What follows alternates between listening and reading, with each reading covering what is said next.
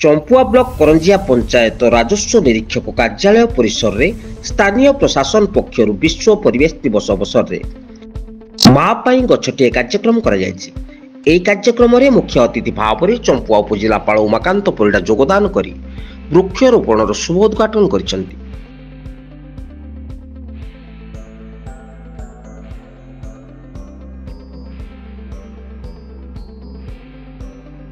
एथिरे चंपुआ गोष्ठी उन्नयन अधिकारी राजा रंजित प्रताप बड़, भंडा गोष्ठी स्वास्थ्य केन्द्र अधिकारी डाक्तर स्वस्तिक आचार्य, स्थानीय सरपंच सुप्रिया मुंडा, राजस्व निरीक्षक चिन्मय महांत, कनिष्ठ जंत्री अजय कुमार बेहेरा, सहकारी निर्वाही जंत्री अमूल्य दास, ओएलएम सुब्रत पंडा, पीओ कविताराणी माझी, समाजसेवी बहादुर पाल प्रमुखों सहित पंचायतर बहु स्वयं सहायक गोष्ठीर सदस्य मान उपस्थित रही माँ पाई गछटिए परिप्रेक्षी रे प्रत्येक गोटे लेखाएं चारा वृक्ष रोपण करथिबा देखक मिलछि।